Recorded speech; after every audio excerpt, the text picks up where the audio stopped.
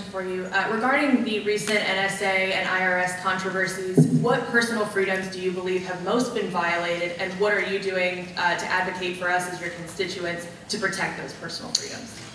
Well, I think the biggest concern I would have about that topic is that governments that aren't democracies can function based on power. Governments that are democracies function based on trust.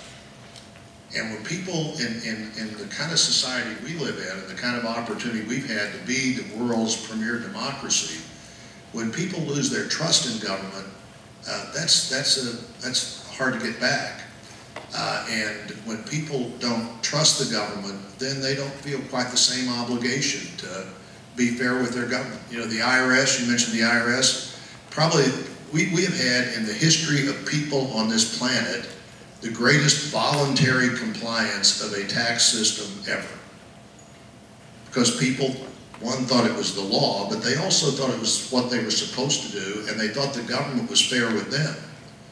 Once people get the view that the government is not fair with you, you don't have nearly the same motivation to be fair with the government. You know, when the IRS people come to the Congress and they say, I didn't do anything wrong, but I'm not going to talk to you about it. Everybody thinks, well, what would happen if I went to the IRS and said, I didn't do anything wrong, but I'm not going to talk to you about it? You'd be in big trouble, and I would too. And I'd worry about that. On the personal freedom side, you know, all the ways we communicate now, we give up a level of personal freedom that I've already talked about. But I was on the Senate Intelligence Committee for a couple of years. I was on the House Intelligence Committee. That's the committee, not of the most intelligent people in the House or Senate. That's the committee who monitors the intelligence agencies, like the National Security Agency, where General Alexander, nobody knew General Alexander a week ago, but if you've been paying attention, he has a lot of people asking right now, well, now exactly how should you do what you do? Or the CIA director would meet with us every few days. Like a dozen people in each place that are told things that other people aren't told. It's the way we monitor that part of what we do. What happened with this information collecting, there's a view that people wouldn't be as concerned about that if they knew exactly what it was, but I'm not sure I agree with that view, because what the government's been doing in the last 2 or 3 years, and to some extent before that, but at a greater extent in the last 2 or 3 years, is taking all of the data that your phone company has, but your phone company doesn't keep it. Your phone company keeps it for maybe a couple of months, and keeping it for 5 years. So everybody you call, everybody who called you, I think it's way too much information. And I think that from being part of the committee that used to monitor this, and still may be on that committee again in the future, way too much information.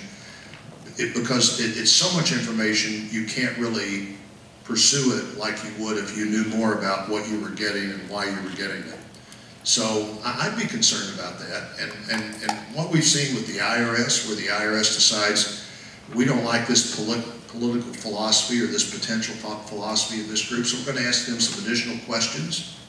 People have every right to wonder, okay, the government says they're collecting all this phone information because they want to stop terrorism, but now, once they've had this for 4 or 5 years, what if they decide they just want to use this in any criminal case?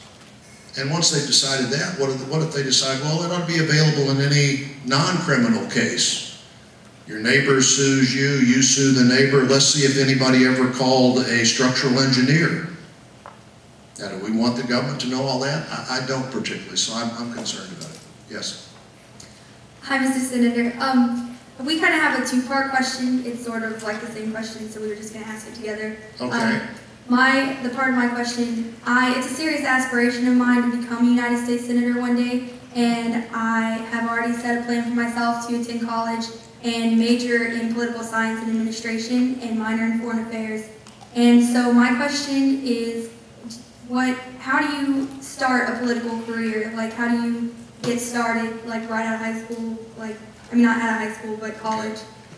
And mine was just general advice for someone who's aspiring to be a political scientist. All right. The way to start, you know, I've actually been involved in politics most of my life. And in fact, Governor Holden, who'll be around here some, and Natalie mentioned Governor Holden, and I became good friends when I was a 23-year-old county official in the third biggest county of the state, and he was the 23-year-old director of the Democratic Party in that same county. And I wasn't a Democrat, but we've been friends through all of that. And that's another thing to remember too. You know, you can disagree with somebody without assuming they're wrong. One of the things that concerns me about the politics of our country in the last few years is the immediate willingness to go outside the bounds of just assuming that the other person is as well motivated as you are. In fact, when I was in the House of Representatives, I had a job called the whip, which sounds like it'd be a pretty mean job, but it was like the second or third highest job in the Congress. And your job was to organize people and be sure you had the votes to do what needed to be done. And so I spent a lot of time with all of our members, and with the freshman members, I'd say, look, you're going to like this a lot better if you'll assume that the person on the other side of the debate is as well motivated as you are. That you can be wrong without being evil. And what we don't want to do is let our politics turn it, if you disagree with me, there's something wrong with you. And that's what democracy is all about. You make the best case you can make, let the other person make the best case they can make, and see how the democratic process resolves that. But I would think, I'd get involved while I was in college. I might get involved while I was in high school if I was you and do that's what I wanted to do. I'd look for somebody that I could help. I wouldn't be so bound to that if I got involved on one side and decided it was the wrong side, I wouldn't be able in the next little while to change. But I just get involved, and certainly government, political science, management, international affairs, all those things are good things to work in government, whether you want to be an elected official or not, and they may very well lead to that opportunity to run for something and wind up in the United States Senate or the governor of the state or in the Congress or whatever else. Let's go over here. Hello, Senator. I had a question about service academies. I wanted to know if you had any advice for someone who is aiming to get a senator nomination into the military academies. Yeah, my advice would be, let's see, y'all are juniors, my advice would be to start talking to somebody when you get home. Because generally that's going to be decided by Christmas of your senior year. And so a little too late now to say, here's the things I would be involved in. But you know, the service academies do a good job. My son Matt, who was governor, went to the Naval Academy. And they do a good job creating leaders. Not the only way to create leaders, but they do a good job. And it's a hard place to be if you don't want to be there, but if you do want to be there, it's a great place to be from. There are days when it's not a great place to be, even if you want to be there, because that's not the way they do what they do. But yeah, they're looking for good students, but they're also looking for not good athletes, but people who are willing to be competitive in athletics. And it's not exclusive. If you're one of these, you don't check this box, it doesn't mean you can't go. People who've been volunteers in their community, people who have been